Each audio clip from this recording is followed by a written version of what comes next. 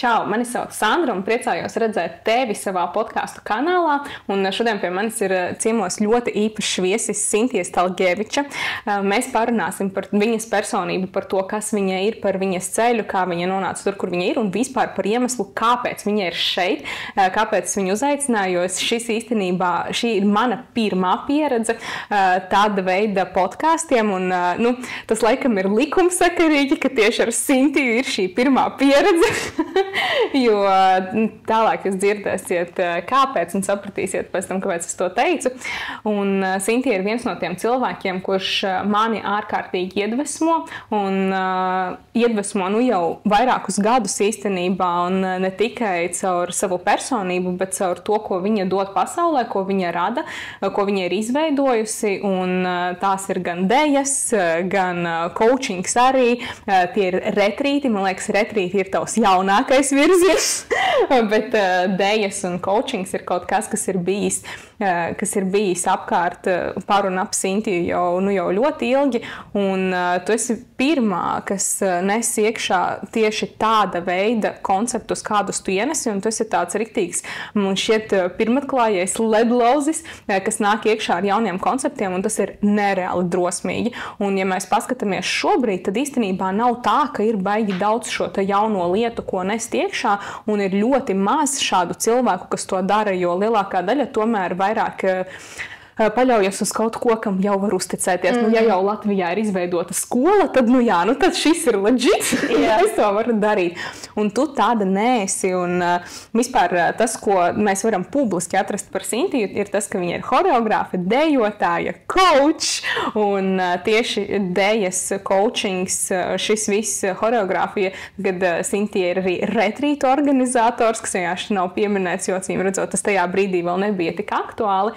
Un visā šajās lietās Sintija ienesa kaut ko pilnīgi absolūti jaunu nebijušu Latvijā, kas, man liekas, ir drosmīgi, fenomenāli un nereāli vērtīgi, jo mēs pieskarsimies vēl vienai lietai par to, par to, ko Sintija runāja jau pirms gadiem, man liekas, jau 4-3 kā minimums, un toreiz tas bija super nepopulāri, tad tagad par to runā visi. Tālūk, un es atceros to ierakstu, caur kuru es tevi atradu, jo tad, kad es atradu tevi Instagram pasaulē, tu man biji vienkārši iedvesmojoša sieviete. Man nebija ne jausmas, ko tu dari. Es nezināju ne par coachingu, ne par deju studiju. Es zināju par simstiletus. Bet man nebija ne jausmas, ka tu esi kaut kā ar to visu saistīta. Daudziem tās ar citas es vienkārši atradu tādu rītīgi iedvesmojošu sievieti, kura es sapratu, ka tu esi no Latvijas, jo tev ir ieraksti arī latviski. Un tad es izlasīju to postu, un man bija tāds, ka Dievs, tas tā ar mani rezonē. Un tas, ko tu rakstīji, bija if no one has done it before, then it's you who's meant to do it first. Respektīvi, ja neviens to nav darījis pirms tam, tad tas esi tu, kuram tas ir jādara pirmajam. Un tu, man liekas, perfekti atspoguļo šo frāzi tajā, ko tu dari, tajā kādu vērtību tu nes pasaulē. Un mans pirmais jautājums attiecīgi tev ir vairāk saistīts ar kaut kādu iekšēju uzdrošināšanos to darīt. Kas bija tavs kāpēc, kas tevi pamudināja to visu ienest? Tad kāpēc tu negāji uz tur, ja tu gribēji coachingu mācīties, kāpēc tu negāji uz kaut kādu skolu, kas Latvijā ir tur atzīta, kur jau tur certifikāti ir un viss ir kārtībā, visi visu zina, klientu bāze, kaut kāda attiecīgi arī ir, un respektīvi ir šī drošība, tāpat ar dejām.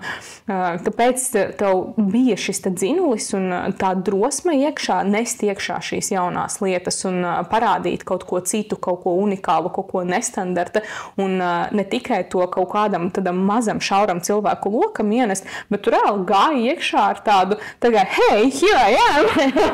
Ņemiet, kur tik foršas lietas. Kas bija tas tavs kāpēc? No kurienes tev tā drosme? Ļoti labs jautājums īstenībā. Sandās iedziļinājusies no kurienes kas un kā, bet īstenībā tu minēji, ka retrīti ir tas jaunākais, bet patiesībā viss sākās ar retrītiem. Jā, viņš ir īstenībā tas, kas man noveda līdz studijai un līdz coachingam, jo retrīta doma man patiesībā parādījās pirmo reizi, tas ir nedaudz saistīts ar manu pagātni, kad mēs parunāsim par to, bet retrīta man parādījās 2000 Laikam 14. vai 15. gadā man pirmo reizi radās tā doma, ka es gribu, tā kā, jo man vienmēr paticis tā doma par ceļošanu, un es tajā laikā tur dziedinājos no savām problēmām, un es uzzināju, ka ir tāda retīti vispār, kad kaut kas tāds eksistē. Un tad man vienkārši caur šo ideju un caur to, ka, ak, Dievs, es gribu kaut ko tādu organizēt, es vienkārši sapratu, ka tajā brīdī, ka man nebija pietiekami daudz zināšanu, lai tādus retrītus uzorganizētu, un patiesībā tas viss ceļš, ko es esmu gājis, lai nonākt pie tiem retrītiem, tā deju studija, tas coachings, tas īstenībā tie vienkārši bija trūkstošie iksiņi, lai es varētu uzorganizēt tos retrītus. Viss retrītu. Jā, patiesībā tātad ar to viss sākās, ka es vienkārši sapratu tā, lai es uzorganizētu retrītu, man vajag tā kā to un to, ko es arī, protams, tā kā uzzināju pa ceļam, bet basically, jā, tātad patiesībā that's the thing, un tāpēc arī, kā tu atceries arī mūsu Balī retrītā, kas teica, ka šīs īstenībā ir bijis mans lielākais sapnis, tā kā to realizēt, jo viņš pilnībā aptver visu, ko es mīlu. Jo es tur varu ielikt visu, kas man patīk. Tā kā ceļot un draudzenes un fun un tā. Tā kā jā, patiesībā ar to viss sākās. Bet no kurienes tad drosme? No kurienes drosme? Pirmām kārtām, laikam, tas, kad ienest kaut ko jaunu vai kaut ko nestandarta, tas man tiešām nāk naturāli. Man nav nekas īpaši jāpārvar. Tas tiešām ir naturāli. Man nav tāds, ka tā kā aktīvs, ja neviens to nav darījis un ko tagad cilvēki padomās, pa lielam es pat par to neaizdomājos. Man vienkārši nav tādu domu galvā. Un tikai tad, kad es dzirdu, kad citiem cilvēkiem pieņemsim tā ir, man tāds, ok. Un tas arī bija tas, kad es sapratu, ok, tad man ir kaut kas, tas ir tas unconscious competence, ko es arī coachingā, tā kā mācu un stāstu, ka tajā brīdī es sapratu, manī ir kaut kas naturāli, kas citiem nav, un īstenībā tas arī var būt my key, mana atslēga coachingā, ko es varu iemācīt citiem, jo man tas nāk naturāli, un es vienkārši sapratu savu domāšanas stratēģiju. Bet tātad, man vienkārši tam pat nav bijusi vajadzīga īsti drosme, tieši attiecībā uz to, kad ienest kaut ko jaunu. Man tas drīzāk vienkārši tā ir. Tā vienkārši nav nekas tāds, un man patīk, un es vienkārši rādu, un citiem arī patīk. Basically, nav nekāds tāds crazy, tur kaut kāds tāds, ka es tur ārprātīgi kaut ko esmu pārvarējis. Un visi tie arī crazy gājieni, par kuriem mēs noteikti vēl parunāsim, bet arī, pieņemsim, kas atkal ir tādi lielāki riski, kurus esmu uzņēmusies, pieņemsim, tur aizbraukt ar $1,000 kabatā uz Dominikānu, vai aizbraukt pārākties uz Ņujorku, pilnīgi tā kā randomā, visi šitie gājieni. Tur man nospēlēja mindsets, tur bija kaut kāds tā kā doma process, ka es vienkārši, ja tā mēs dziļāk paskatāmies, es vienmēr esmu, I have always questioned what is all of this. Tā kā man vienmēr bijis jautājums, kas vispār šis viss ir. Tā kā, kas ir visas šis matriks. Un man vienkārši ir vienmēr, laikam, apakšā bijis tas grūdienis, ka tā kā pirmkārtām mēs tāpat neviens nezinām, kas ir pareizi, kas nav pareizi, kā vai kā nevajag. Otrām kārtām, ja es tajā brīdī nejūtos labi, man nav ko zaudēt. Un man tas arī bijis tāds, tā kā, if I'm not happy right now, then I have nothing to lose. Un līdz ar to es tā kā, pieņemsim, tas mans domu gājiens, es aizēju uz worst case scenario, vismaz tajā brīdī, tas bija tā kā tas mans, es vienkārši iztēlojos, kas ir sliktākais, kas var notikties, tā kā, aizbraucot, pieņemsim, uz to pašu Dominikānu, kur es aizbraucu uz, I was a volunteer, brīvprātīgais.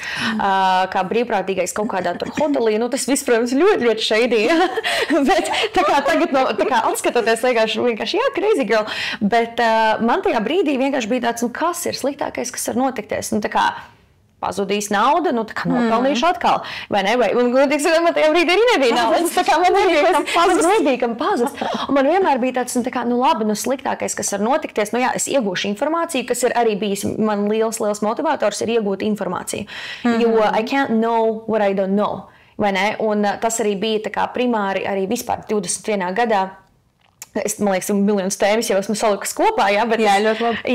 Bet, kad 21 gads man bija un kad es pirmo reizi pāraucos uz Spāniju, lielā mērā tas bija mans tā kā tas domu grauds iekšā, ka es zināju, ko es zinu, esot Latvijā, šajā vidē. Un tā kā that's all I know pretty much. Un es vienkārši paskatījos apkārt, un man nekas neinteresē. pilnīgi nekas neinteresē. Vienkārši no piedāvātā. Jā, tad tajā laikā tu vari būt jurists, ārsts, un kaut kas vēl, kaut kas varbūt TV zvaigzne vietējā, jā, tur Latvijas. Un, protams, es jau tajā laikā dejoju. Un man vienkārši bija tāds, ja man tagad ir jāizvēlās tā kā savs dzīves ceļš, man nekas neinteresē no tā, kas ir piedāvāts. Un tad es jau, tajā laikā, protams, jau mums jau internets bija, un es lasīju, un es vienkārši, kas tās visas pa profesijām? Tādas Latvijā nav, un, bet kā pie viņām tikt? Pieņemsim, astronauts, jā, man ļoti interesē. Man tāds, redzi, kaut ko tādu, es pieņemsim, Latvijā nevaru īsti, es pat nezinu, kādu ceļu iet, kā kaut ko tādu vispār uzzināt. Un tajā brīdī man bija klikšķis, kad es nevaru zināt to, ko es nezinu. Kad ir noteikti ļoti daudz, ko es vienkārši nezinu to, un es burtiski vienkārši gāju pasaulē meklēt to, ko es nezinu. If it makes sense, you know what I mean? Jo vienkārši es sapratu, ka man trūkst kaut kāda informācija, lai es varētu pieņemt informētu lēmumu. Jā, man pietrūka informācijas. Un vienkārši es sapratu, ka this is all I have here, un ja nekas no šī nedara, tad es došos tālāk un mēģināšu saprast, kas tad ir tas, vispār, ko vēl cilvēks var darīt.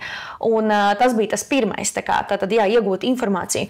Un tad atgriežoties nedaudz atkal pāris gadus uz priekšu, tad tie gājieni gan par to Dominikānu, gan par to Ņujorku. Tie vienkārši ir bijuši tie mani grūdieni, ka es vienkārši saprotu, ka man īsti nav, man vienkārši nav ko zaudēt.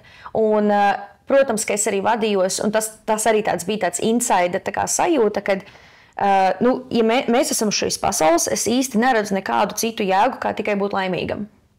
Šis ir, manuprāt, vienkārši izcils pieturas punkts. Mēs varētu iziet cauri, jo tu jau pieskāries tam, ka tu pārvācies uz Spāniju, kad tev bija 21. Un tu Spāniju, respektīvi, tu aizbrauci elementāri paplašināt savu redzesloku, lai varētu pieņemt informētus lēmumus un saprast vispār, kas vēl eksistē šajā pasaulē. Un man šķiet, ka tā ir vienkārši kolosāla īpašība. Tāda bērna īpašība visu laiku izzināt un meklēt un neapstāties pie tā, ka tev vienreiz pateica, nevar, tāpēc, ka nevar. Bet tu meklē, bet kāpēc, un kā var? Un tu to ceļu ej, un tu pārvācies uz Spāniju. Dzīvoji tur 4 gadus. Ko tu darīji Spānijā 4 gadus? Un tu citu vēl bišķi pakāpjoties atpakaļ, cik sen dejas ir ienākušas tavā dzīvē? Dejas man ir no bērnības. Es sāku ar tautas dejām. Ļoti nepatika, likās šausmīgi garlaicīgi un nūģīgi. Jau 3 gadu vecumā. Es Jūs laikam nemācījies. Nē, bet man tiešām, es atceros tiešām sevi kā mazu bērnu, man likās lame. Nav stilīgi. Nebija tāds vārds, bet es atceros, kā es jutos, ka man vienkārši nelikās stilīgi. Un tad man māmā aizveda sporta dejām, un no turienes ir heels. Tur jau bija heels, manas pirmās kurpītes, un tur bija tas, kad es sapratu, ka man patīk tas viss tā seksīgi, ļoti, protams, īpatnēji to teikt, kad es biju mazs bērns, bet man vienmēr ir iekšā tā karstasanība, un īsumā man vienmēr bijusi ļoti augsta seksuālā enerģija, pat jau no bērnības. Bet, ja mēs skatāmies no astroloģijas perspektīvas, piemēram, tad 5 gadi ir absolūti normāls vecums, kad sevi sāk arī izzināt bērni. Vienkārši daudzi vecāki to apslāpē, jo viņi nesaprot, ka kauns fū. Bet tās ir drīzāk sabiedrības kaut kādas atkal programmas normas drīzāk, bet patiesībā, tad es jau tajā vecumā jau jūtu, ka man patīk tas karstasinīgais, tas vaibiņš. Karstasinīgais vaibiņš tev patīk, un tāpēc tu izdomāji, ka Spānija ir tīs. Tur bija tā, ka, ar Spāniju īstenībā sanāca tā, ka mana māsa jau tur bija, jau iedzīvojusies, bet viņa bija citā pilsētā, bet kaut kā mēs nonācām pie tās Marbejas, kas šobrīd ar citu ir baigais the it place. Tā tad arī jau cik gadus atpakaļ mēs tur bijām, pirms viņa bija trendīgi. Un es vienkārši aizbraucu sākt jaunu dzīvi. Tur, protams, ir bišku vēl apakšstorijas saistībā ar break-upu, arī, jo man vajadzēja vienkārši tikt prom, es negribēju to visu faceot tajā laikā, bet tas arī bija tāpēc, ka, teiksim tā, tur lielāks iemesls bija tas, kas gribēja izzināt pasauli un saprast, bet tas bija vēl tāds punkts uz īprincipā, kas man tā iedrošināja aizbraukt.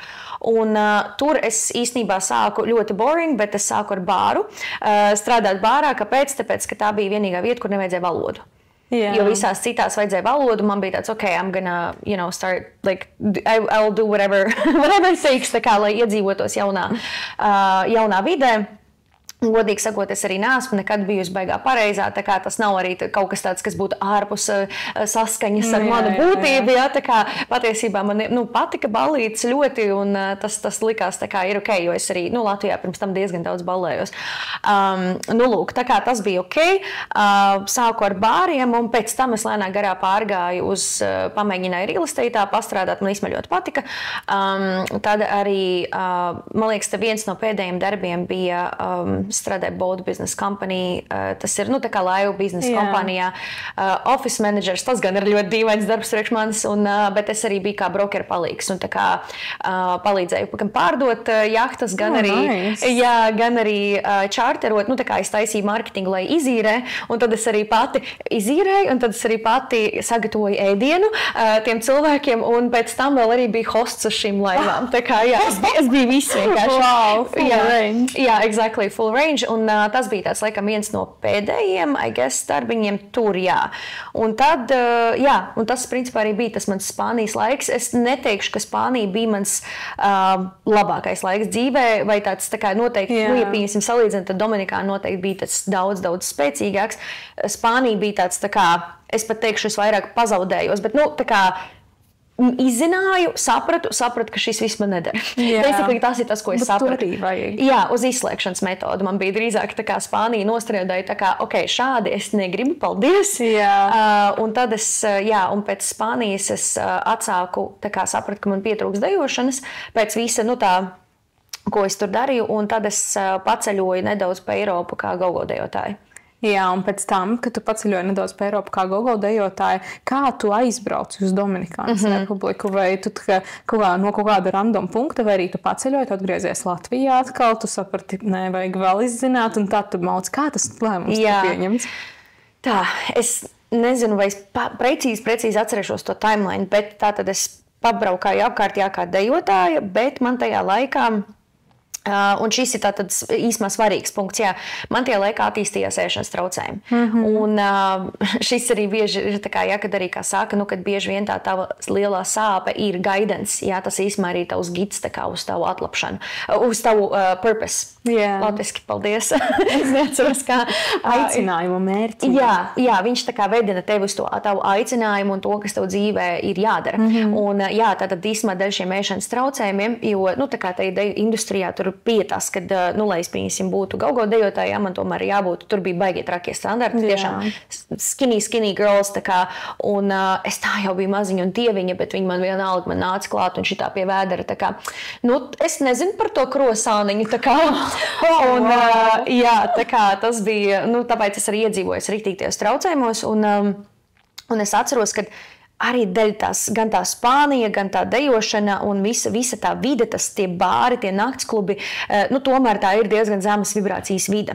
Un es atceros, kad es sāku justies, tātad, ka liekas, ka kaut kas nav pareizi, un es atceros, ka es arī kaut kādiem, pieņemsim, cilvēkiem tur tajos klubos, pieņemsim, runāju pēc dejošanas, un kad cilvēkiem bija, pieņemsim, pārsteigums, tu esi īstenībā diezgan gudra.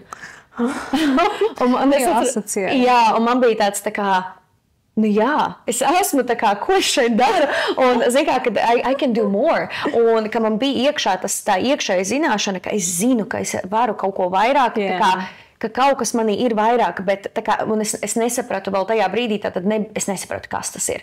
Es vienkārši zināju, ka man ir kaut kādas spējas, ka man ir nenormāli daudz zināšanas par daudzām lietām, bet es nezināju, kā viņas izmantot tajā brīdī vēl.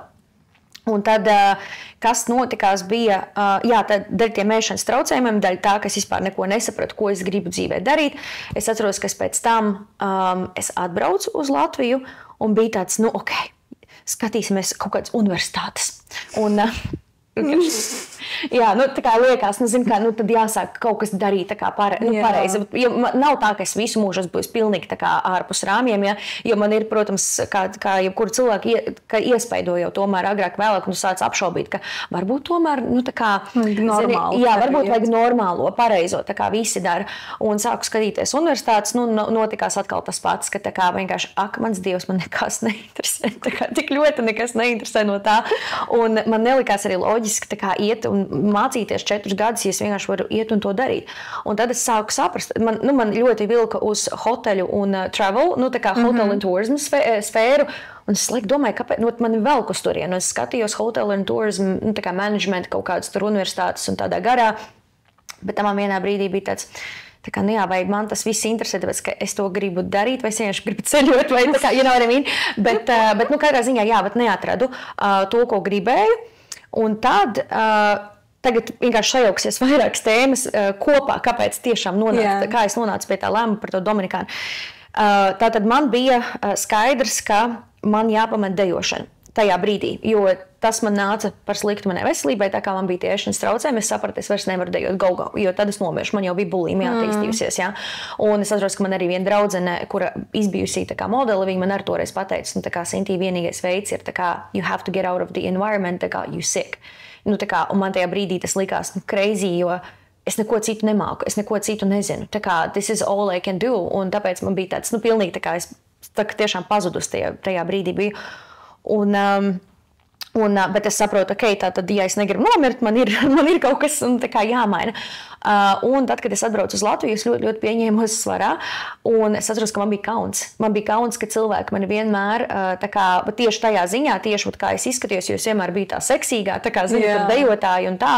Un man tiešām bija kauns, un es atceros, kad man vēl kaut kas vēl bija, kaut kāds fotogrāfs tur nofočējis un pajautāja jautājumu. Varbūt viņš vienkārši pajautāja, bet man tas tajā brīdī, notrigeroja, jo tāpēc, ka pašai bija iekšējais insecurity par to. Un viņš man pajautāja, tā kā, Sintija, tā tu? Un man vienkārši likās, viņš man neatpazina, jo es tur tādu. Anyways, bet tad viss spēlēja savu lomu. Un tad atgriežamies pie tā hotel and tourism management. Man bija vienkārši vienā brīdī tāds tā kā, tātad es nevaru atrast skolu, kuras gribu mācīties, bet man interesē šis. Varbūt pastīšamies kaut kādas brīvprātīgo tā kā iespējas. Un man vajag atrast arī jaunu pašenu. Tā kā man nav dejošanas, man ir kaut ko citu. Un es atceros, ka es jau tajā laikā manā galvā bija tas pat domu grauds un teiciens, ka tā kā find an activity you love and you will never have to work out another day in your life. Nu, kaut kas tāds, jā, tā kā. Un man bija tāds, man jāatrod kaut kas ir, nav dejošana, bet still ir fun, ko es gribētu darīt, jo man aktīvai ir jāpaliek. Un es izdomāju, ka tas varētu būt kitesurf. Un kaut kādā, es nezinu, un tajā laikā es arī biju diezgan obsessed ar nutrition un vispār par organic food, jau, tā kā sakarā ar tiem ēšanas traucējumiem un tā. Es nezinu, kā tieši, tātad šeit jau parādās kaut kādas pirmās manifestācijas. Nezinu, kādā veidā, bet es vienkārši atradu šo piedāvājumu braukt uz tā kā Dominikānu, kur tu vari iemācīties kitesurfing, bet es jau biju par viņu izdomājis pirms tam. Tu vari iemācīties kitesurfing, tu vari būt brīvprātīgais viesnīcā, tā kā strādāt viesnīcā receptionā, un viņiem arī ir, šai viesnīcai ir arī sava ferma džungļos, kur viņi nodarbojas ar organic farming un sustainable lifestyle. Man vienkārši tāds, tā kā, jā, vienkārši viss sakrit, tā kā var vispār būt tāds apvienojums, jā, tā kā, es saprotu, ka es brīžiem apvienoju visādas lietas, bet tā kā, you know what I mean, un es vienkārši atradu, man tāds, what the fuck, ka man ir jābrauc, un es uzrakstīju ēpastu, un tur bija kaut kāda baigā atlase un kaut kas, kad, protams, tas īsti, manuprāt, bija fakes, tā kā tur nebija nekāda baigā atlase, jo tas īpašnieks bija tāds nedaudz sociopāts un tā. Bet tas ir vēl cits stāsts, citai reizē atstāsim to. Un tad, jā, un tā tas arī principā notikās, ka vienkārši man bija tie grūdieni, tās situācijas, apstākļu sakritības, tās iekšējā sajūta, kad man nav ko zaudēt, kur ir iespēja, un es uzrakstīju ēpastu, sazvanījāmies tajā laikā, vēl bija Skype, Un man tas vīrietis, viņš man pateica, ka viņš vispār bez, nu tā kā jau tur bija jāmaksā kaut ko $1000 tajā laikā par to internship, un es pateicu, ka man nav naudas, man nebija, un tāpēc es saku, es pat aizbraucu bez naudas vispārībā. Viņš teica, nekas, mēs tev šeit pabarosim, nu tāds labi. Un jā, man beigās tā kā viņš teica, nu man tu ļoti patīc, un tā kā tev ir liels potenciāls, tā kā jāda, un viņš man tā kā piedāvāja to iespēju tā kā bez maksas. Man tikai bija, nu jānodrošina biļeti, tā kā tikai jānopērk biļeti, nu un tā es nokļuvu Dominikānā.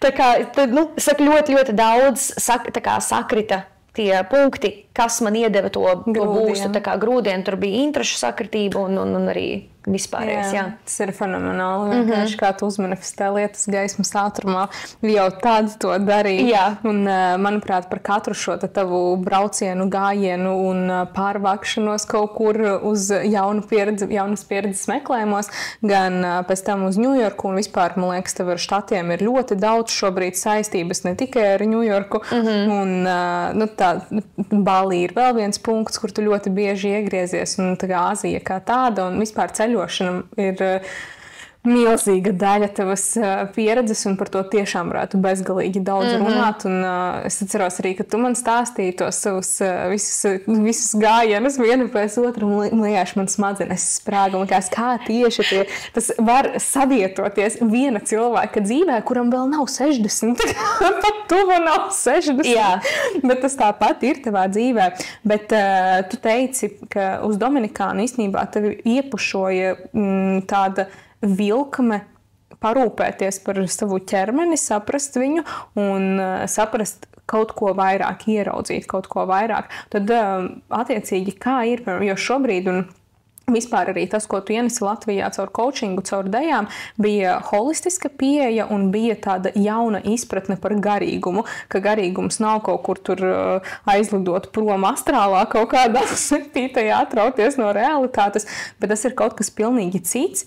Un kas tev bija tāds brīdis, kad tev tāds, nu jā, spirituality, garīgums, tā ir normāla lieta un vispār es gribu izzināt un saprast sevi, tev tā bija vienmēr vai tev kaut kurā brīdī no kaut kāda tāda vairāk kastītes principa, tev viņa sabruka un tev vienkārši, nu, tev sagribējās izpētīt to pusi.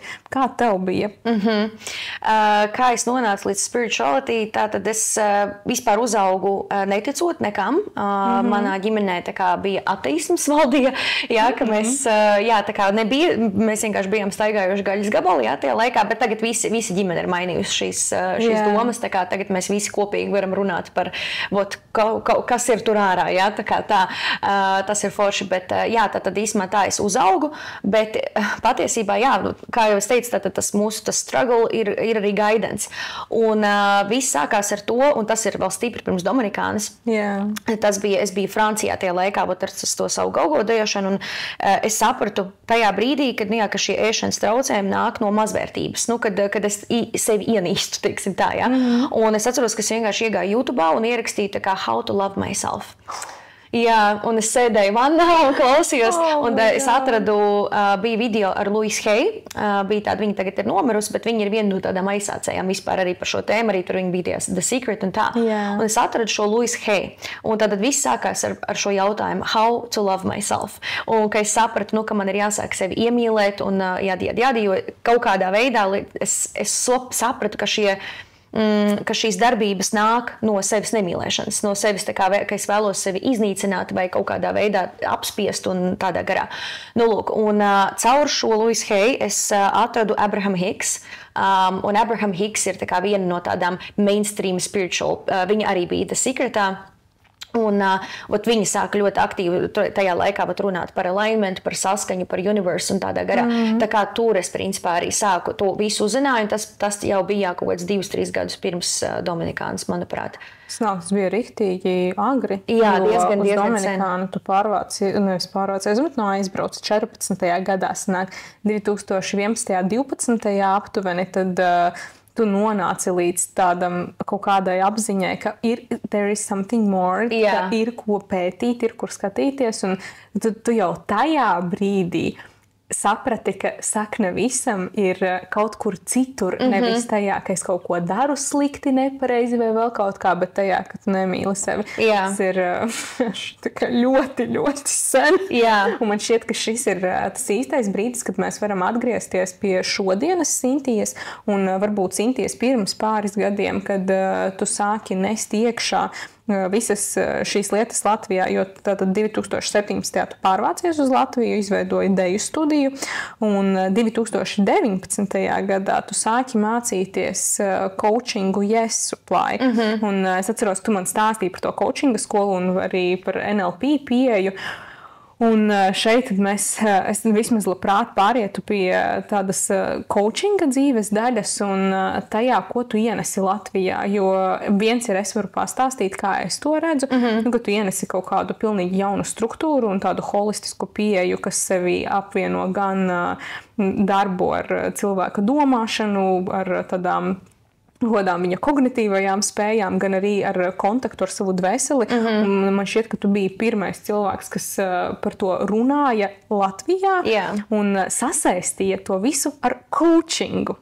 Kas tad bija tas, kas tevi pamudināja pirmkārt tieši tur mācīties, ko tu neatradi Latvijā? Kas tev te pietrūka un kas bija tas, ko tu pēc tam šeit sāki nest iekšā?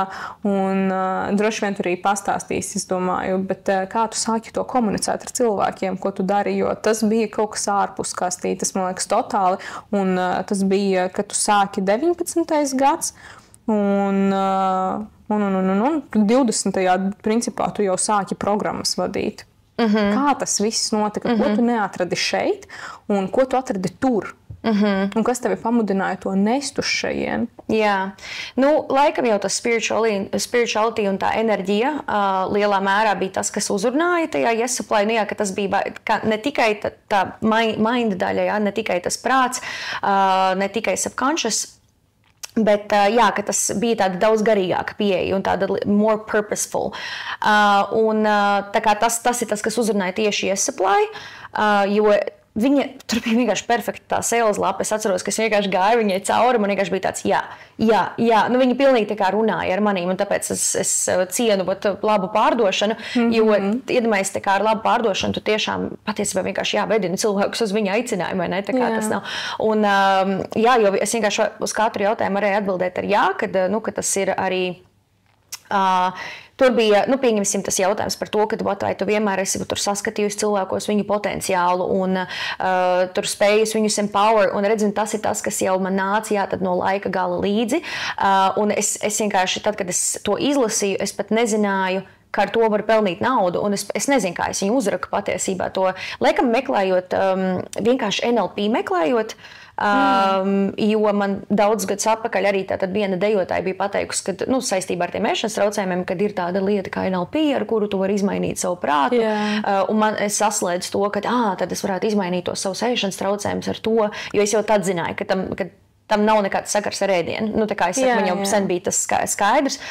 Un tā es vispār uzzināju par NLP, un līdz ar to es tiešām neatceros, kā es uzraku tieši Yes Supply. Iespējams, kad neatceros gan.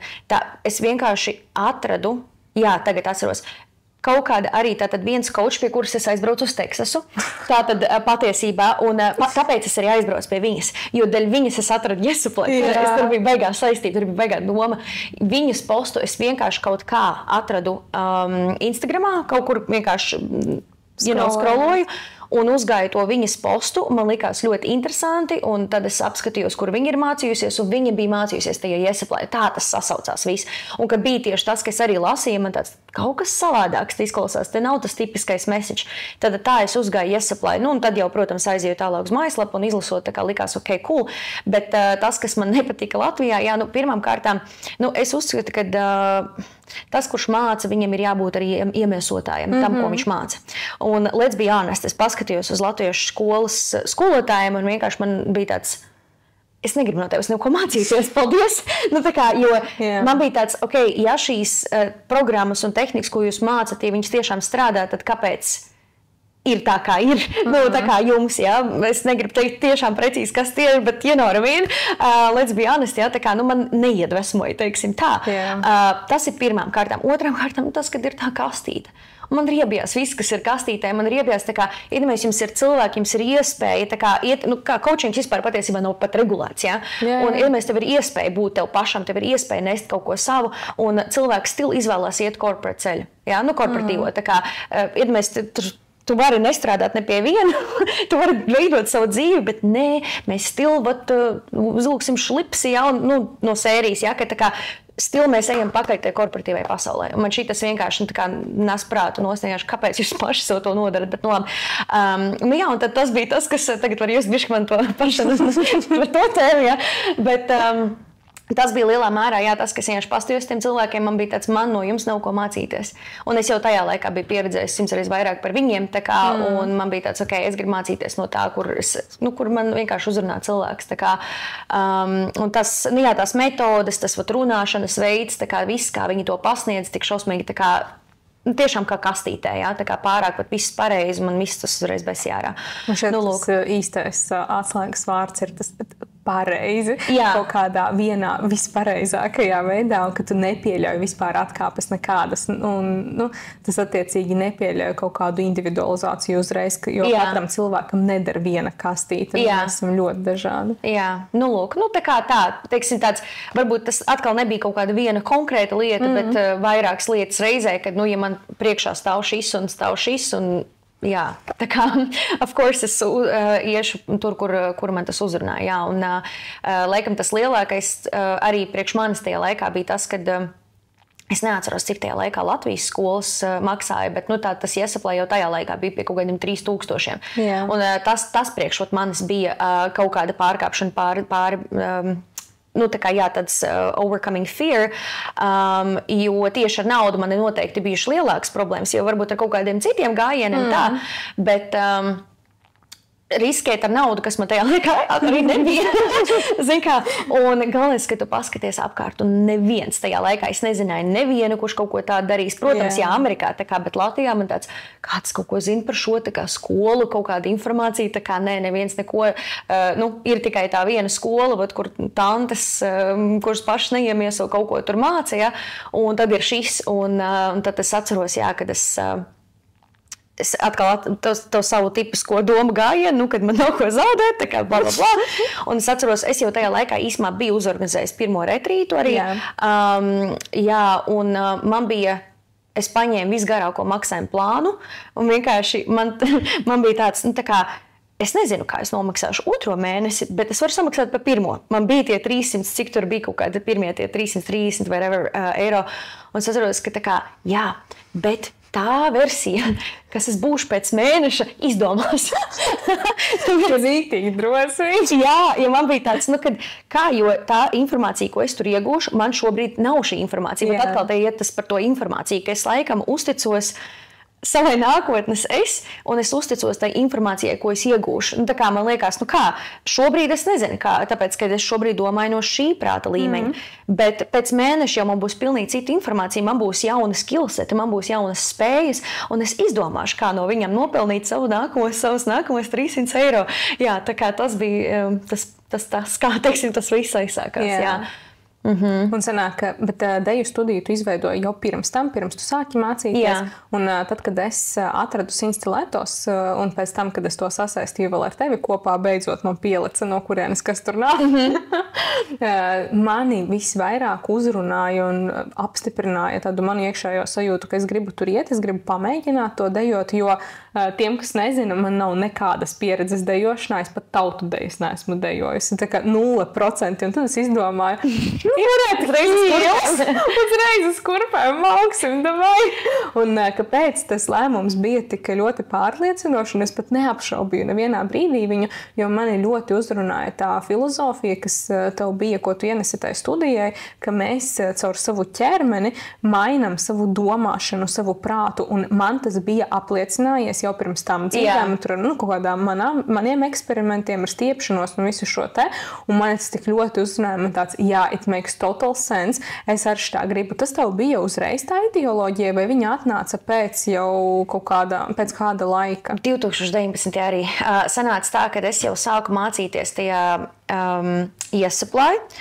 Un es viņu uzsāku maijā tās mācības. Un tur tomēr arī, lai gan tur daudz runāja par spirituality un tā enerģiju un subconscious un tādā garā, tas viss bija cool, bet tur nebija pieslēgts ķermenis. Tā kā ķermenis tas nāca no manis personīgi, no manas personīgās pieredzes, jo es jau biju novērojusi to, ka man pēc dejošanas es vienkārši pat to pašu Iesaplai, zinu, kā es mācījos, un es atceros, ka tā kā, es aizēju uz deju nodarbību, un man pēkšņi pēc deju nodarbības vienkārši parādās iedvesma, confidence, pārliecība. Es vienmēr pēc dejošanas nodarbībām paņēmu telefonu rokās un sāku stāstīt. Nu, tā kā šeirot savu vienalga, ka tur pat ko es tur iemācījos vai whatever, bet tieši pēc deju nodarbības. Un tad bija viena tāda izteikta reize, kur arī, man liekas, man ir viens posts 2020. gadā, kur es gāju uz nodarbību, man šausmīgi negribējās, man bija tāds brītīgs besi, kaut kāds slikta pašajūta ar visu to, ka es jau mācījos Iesaplai un jau mācījos par prātu un sapratu, ka kā tas viss darbojās. Bet te un iestāst sev tad, kad tu jūties slikti, vai ne? Tā kā tu jau neko nevar izmainīt tajā līmenī, kad tu esi disregulēts, tas mūsu jaunais trends.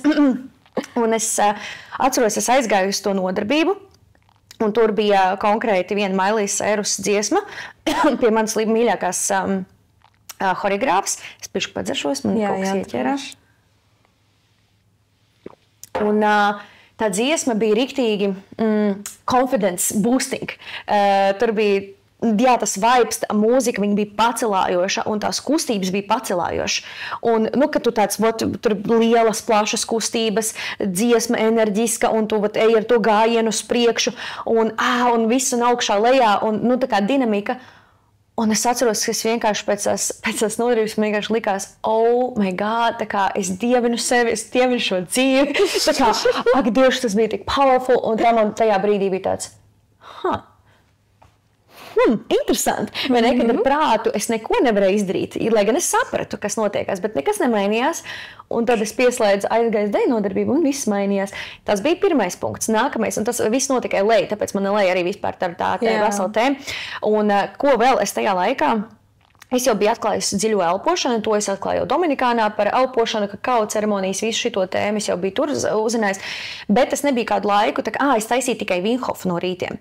Un tad es aizgāju uz LA, es dzīvoju Studio City tajā laikā, un es aizgāju uz tādu Den Meditation Center, un viņiem ir tā kā centri, un nenormāli tāds foršs centriņš, un Latvijā projām tāda, diemžēl, nav, bet es ļoti ceru, ka kāds no mums uztaisīs. Tā kā, tu gribēji kaut ko teikt? Jā, es gribēju to par budām pateikt. Tu esi bijusi. Tas ir kaut kas uz to pusi, ko tu tikko stāstīji. Es tev pēc tam izstāstīšu. Okay.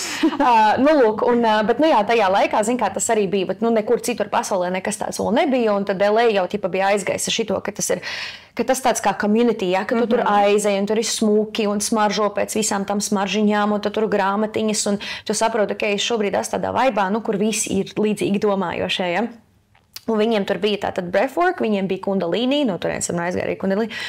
Un vēl viss kaut kas, tā kā tur arī bija tarot sesijas un viss pārējais. Un es vienkārši jūtos kā paradīzē, un tad es atceros, ka arī man bija tajā pašā Iesaplai, es it kā biju daudz informācijas uzņēmusi, sapratusi, bet atkal tā kā, labi, dejošana tas ir viens punktiņš, kas tur ļoti ar to confidence un feminine energy un jāda, bet kaut kas vēl tā kā bišķicīt, pietrūka vēl kaut kādos līmeņos, kad arī es atceros, ka man pilnīgi tā kā bija kaut kur vēl kaut kāda aizture šeirot sevi. Un es aizgāju, es vienkārši atceros to konkrēto dienu, es aizgāju uz dziļo elpošanu, nevis uz Wim Hofu, kas tur 10-20 minūtītes, bet uz dziļu elpošanu, kas ir tā kā circular breathing, bet tas, uz ko mēs arī bijām Balī aizgājuši, ka visi pēc tam raudāja tur. Un tā, un es uztaisīju to, un tad es pēc tam, un es jūtu arī, ka es eju pēc tam mājās, un man nāk ārā, man atkal gribās dalīties, atkal inspirations, atkal idejas, download. Un tā kā, tāpēc, ka man attīrījās ķermenis, pēc tās elpošanas. Un tad es aizgāju uz kundalīni, un tā sesija bija tieši koncentrēta uz throat chakra.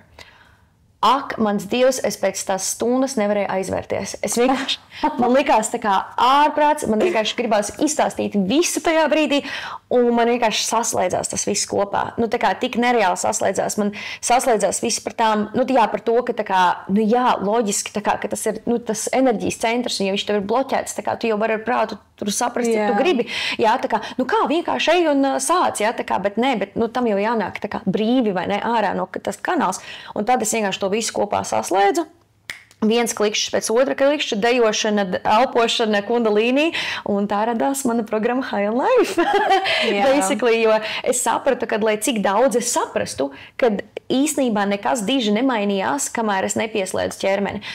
Jo redz arī, pieņemsim, ar tām pašām tehnikām, kas ir NLP, ja, ko piedāvā, man pašai personīgi, jā, viņas tā kā ir efektīgas, bet ne visiem. Un man tas šausmīgi kaitināja, jo es nesapratu, kāpēc. Es jūtos, ka es esmu salūzus un ar mani kaut kas nav kārtībā, jo es redzu, ka citiem cilvēkiem riktīgi labi iedarbojās. Jā, tur tā pati hipnoze. Vienkārši perfekti atceros to dienu, kad es to Rīsu, kas ir izveidotāja, ja, viņa vada hipnozi, un goda vārds man visi apkārt vienkārši ir cipa, nu, pusi iemuguši, man vienkārši tāds. Kas tur notiek? Kas notiekās, jā.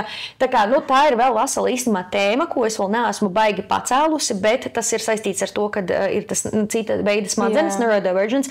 Ne visi var būt nohipnotizēti, ne visiem dar meditācijas, ne visi spēj nokoncentrēties un fokusēties. Tad, kad arī, pieņemsim, šīs tehnikas vada, viena no lietām, ko es obligāti daru pirms tam, pirmkārtām ir, nu, tātad, ja grib meditāciju taisīt cilvēkus, kuram ir aktīvas smadzenes, pasporto. No sākuma rīktīgi iznes ārā visu enerģiju un tikai tad gulies un meditē. Tā kā, ja cilvēks, zin kā mums ir tik aktīva dzīve, ka mēs nevaram vienkārši apsēsties un pēkšņi pārstāt domāt, nu, doesn't happen. Jā, tā kā, ne, tiešām varbūt ir cilvēkiem dažiem, kam padodas, bet, nu, tiem, kam ir vairāk, jā, tas neurodivergence tipisks, jā, nu, nav. Tā kā šī ir vēl vesela atsevišķa tēma, bet basically, jā, ar to arī tas viss tā kā sākās, ka es vienkārši sapratu, ka caur ķermeni tas efekts ir vienkārši 100 reizes spēcīgāks. Un es tajā laikā patiesībā vēl to tā perfekti nevarēju arī zinātniski vēl līdz galam izprast. Es vienkārši zināju, ka tas strādā. Es sapratu pati ar savu tā kā galvu, kad, nu jā, jo izmainās mana vibrācija, ja manī ķermenī ir šie enerģijas centri, es viņus ar kaut kādām konkrētām kustībām, nu jā, tā kā aktivizēju, vai atlaižu, vai atbrīvoju. Man tā kā bija tas, tiksim, tādā lielā bilde man bija skaidra, bet es vēl nebiju nonākusi līdz informācijai, kas tagad ir par to nervu sistēmu. Un ka es riktīgi daudz dziļāk vēl izpratu. Tā kā tagad pēdējie 2 gadi, kad es tā kārtīgi sapratu, bet pirms tam man vienkārši bija skaidrs, ka tas strādā, bet es varbūt vēl nevarēju tā padziļināt, izskaidrot, kāpēc. Tā kā, jā, man liekas, šī vispār ir kaut kāda tava unikalitāte, ka tu runā par lietām, par kurām pagaidām neviens nerunā. Un tu esi tiešām tas ledlauzis, kurš uzsāk un ir skaļš par kaut ko, ko tu vienkārši savu gut feeling, tu zini, tu tagad redzi. Un, protams, ka tas nenāk no zila gaisa, bet daļai lielā mērā tā vienkārši ir tava pieredze. Ko tu redzēji uz sevis, un es arī atradu to laivu 2021. gada, kur tu jau runāji par visām šīm te praksēm, prasmēm un tādu holistisko pieeju, par kuru šobrīd tikai sāk runāt plašāka sabiedrība. Un man tas liekas vienkārši fenomenāli. Mēs gan tagad tajā neiedziļināsimies, tāpēc es zinu, ka tev tā tiešām ir tāda, tā ir tēma, par ko tu varētu arī daudz ko nokomentēt, jo tā tiešām ir. Un jā, tas ir kaut kur episki, ka tu runā par to, un pēc kaut kādiem 5 gadiem visi to kā jaunu lietu. Tā kā, tagad ir šis te, wow! Un tad ir Sintie, kuras jau sen visu tā taču ir.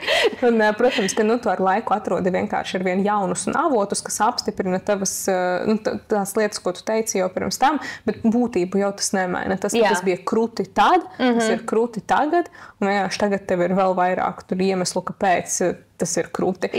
Bet Tas, ko es gribu izdarīt, jo mums jau jāvrepojas, un, diemžēl, mēs varētu vēl stundu šeit norunāt un paklausīties, jo tev tiešām ir tik daudz ko stāstīt. Un manās smadzenēs nesaliekas, kā šī varbūt tāda pirmā intervija, kur tu to visu tā kā izrunā ārā no sevis, un mēs to fiziski pa stundu nevaram izdarīt, bet šie būs tādi mazie jautājumi tev, kur man vienkārši gribas redzēt tavu perspektīvu tam visam. Pirmais ir par tavu ikdienas rutīnu, jo ir tāds pieņēmums vispār pieeja un arī daudzu cilvēku pieredze, ka rutīna palīdz sasniegt labākus rezultātus dzīvē, jo tad, kad tev ikdienas lietas ir rutinizētas, tev nav jādomā par viņām, psihē nav tas stress, tu vari pieņemt drosmīgākus lēmumus citur. Kā ir tev, vai tu tam pievienojies, un kāda ir tava ikdienas rutīna, kas palīdz tev būt šī drosmīgai un vienkārši, tas maz nav tik drosmīgi. Jā, īstenībā man ir diezgan bijis grūti ar rutīnu, bet es varu tas ir vairāk tā kā atkal uz tām bišķu citām smadzenēm, jo neirotipiskiem cilvēkiem tas noteikti super strādā. Redzi, kas saistībā ar neurodivergence, tas vispār ir tik vēl atkal, bet tas ir kaut kas tik jauns. Iedomājies, 2017. gadā bija tikai pirmais tā kā šitas eksperiments, bet pētījums par sievietēm saistība ar ciklu un ADHD. Tā kā vispār, tas ir vispār kaut kas pilnīgi jauns. Tā kā daudz, kas ir mūsu pasaulē šobrīd uzbūvēts, un arī metodas, kas ir, un rutīnas, un stratēģijas, un viss, tas ir būvēts priekš neirotipiskiem vīriešiem. Jā, vispār. Un tātad vispār šī pasaule ir būvēta vīriešiem, neirotipiskiem. Tātad, kā ir neirodivergent sievietēm, kurām ir ciklus, kurām ir vēl problēmas un blā, tas ir pilnīgi cits stāsts. Tāpēc tā kā, man liekas, ka ar to rutīnu nav vienkārši tāds viens konkrēts veids, jo mēs, cevišķi kā sievietes, par vīriešiem bišķi cita tēma, bet kā sievietēm, nevaram mēs katru dienu funkcionēt kā vīrieši, un nevar būt viena rutīna tādā izpratnē, ka pilnīgi katru dienu tu dari vienu to pašu, jo mums mainās enerģijas līmeņi, mums mainās tā kā arī tas, kā es arī biznesos pārveidojus un vēl projām veidoju viņu, tā kā, jo nevienmēr sanāk tam izsekot līdzi, bet arī, teiksim, vadīties pēc tiem pašiem cikliem. Līdz ar to varbūt ir sezonāla rutīna, varbūt pa nedēļām rutīna, teiksim, pa cikla fāzēm rutīna. Tā kā tādai rutīnai es piekrītu. Tagad, teiksim, šajā fāzē es iešu uz džimu, šajā fāzē es vairāk nodarbošos ar jogu. Tādai rutīnai es piekrītu, un tas arī ir apmēram tas, kam es sekoju, bet man nav nekas tāds, ko es daru pilnīgi katru dienu. Jā, protams. Tādā ziņā, kad ir tāds, un still es vienmēr atstāju, pat ar visu to, es still atstāju vienmēr pēc sajūtām. Tā kā es vienkārši pēc sajūtām atdos. Nav man tāds, kaut kāda viena lieta, ko es pieceļos no rīta un vienmēr šito darīšu.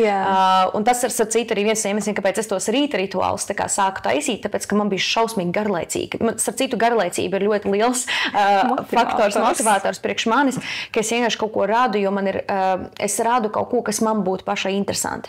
Jo es saprotu, ka ja man nav interesanti, es to nedarīšu. Uz manīm disciplīna nestrādā, un tas arī ir tipiski, kad arī atkal neurodivergence, kad mums nedara disciplīna kā tāda, mums vajag atrast interesi un fokusēties uz sajūtu, kas nāk pēc darbības. Tātad I focus on how it's going to make me feel, nevis uz to, ka man vienkārši tas jādara.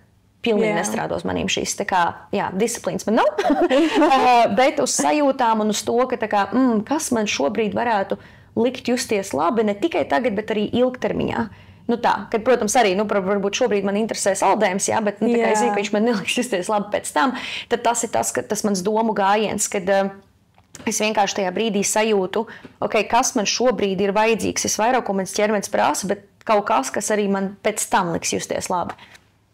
Tā tava pieeja rutīnai ir izejot no tavām vajadzībām un no daudziem faktoriem, kas vienkārši ir, tāpēc, ka tu esi sieviete, punkts 1, no tavas smadzeņu uzbūves, punkts 2 un citām lietām, bet kaut kāda rutīna tur tāpat ir, kaut kāda sistēmiskāka pieeja tam visam. Zini kā, es pat īstenībā piedodu, ka pārdodas, bet sapratu, man ir procesi. Jā. Man vienkārši ir izstrādāti savi procesi, ko es zinu, kuri man strādā.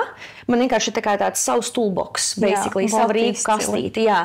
Un es vienkārši pēc sajūtām saprotu, es pastos uz savu rīku kastīti, kas man šobrīd ir vajadzīgs, un es vienkārši izvēlos pēc tam sajūtām tajā brīdī. Tātad man ir rīku kastīte drīzāk tā, jā. Jā, ok, labi. Tad otra lieta par sociālajiem tīkliem. Pirmkārt, tas, ka tu esi ļoti brīva un manā personīgajā pieredzē, ko es redzu tur, to es redzu dzīvē, es nekādu atšķirību nepamanu. Bet vai ir kaut kas, ko tu sociālajos tīklos izvēlies netranslēt un nerādīt? Nu, es diezgan maz patiesībā pirms tam rādīju savu personīgo dzīvi.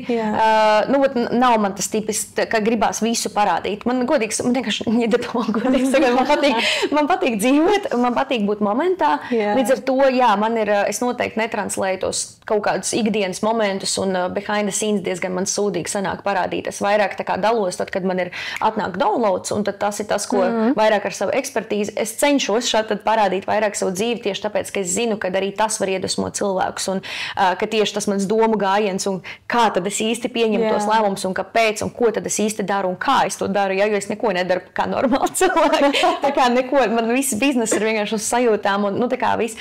Un tāpēc es zinu, ka tas varētu būt interesanti, bet man vienkārši tajā brīdī, kad es esmu momentā, es vienkārši esmu momentā. Tāpēc, tas nav pat tāds baigi intentional, ka nē, es to nerādīšu, vai ka man negribās to rādīt. Man vienkārši, tā kā ņīdatavā.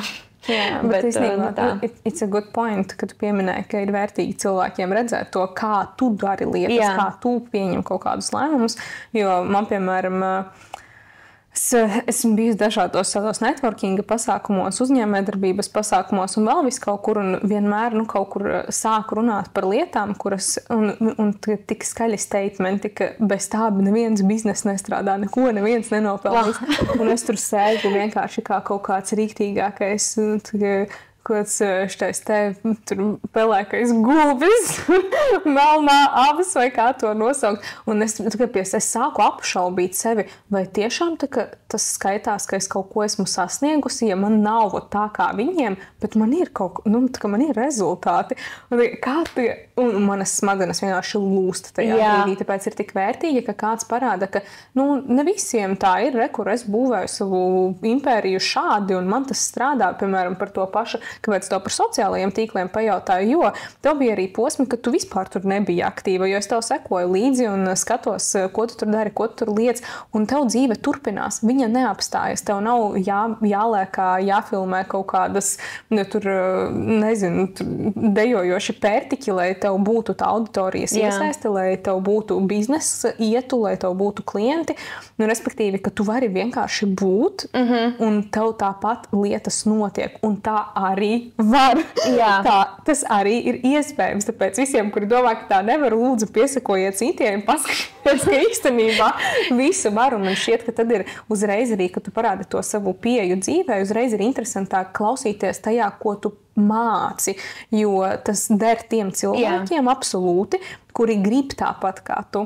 Un tagad tas ir riktīgi kruti, bet ko vēl es tev gribēju jautāt par kaut kādām baiļu izpausmēm. Pirmkārt, var rasties iespējas, ka tev vispār nenokā nav bailes, jo tu dari tiešām tik daudz lietas un tik daudz drosmīgas lietas, no malas šķiet, citiem liekas drosmīgas. Pirmkārt, vai tev ir bailes? Un otrkārt, kas ir tie mehānismi, kā tu viņas pārvari un tu tomēr ej uz priekšu un dari to, ko tu gribi? Man īstenībā tā pati stratēģija arī ir par tām bailēm, kad tāpat, kas jau bija iepriekš, kad es vienmēr saprotu, ka man nav ko zaudēt, jo tas iekšā, mums katrā iekšā ir tas saucamais blueprint, kad es tā saukšu par blueprint. Piemēram, ja es vienreiz jau esmu nopelnījis 5000, es viņus varēšu nopelnīt atkal un atkal un atkal. Tā arī funkcionē vispār miljonāri šīs pasaules. Tā kā tu vairs nepiesaisti sevi, tā kā pieņemsim tiem pašiem investīcijiem, naudām, tā kā, jo viņi visu laiku mainīsies. Līdz ar to tas ir vesels atkal cits stāsts.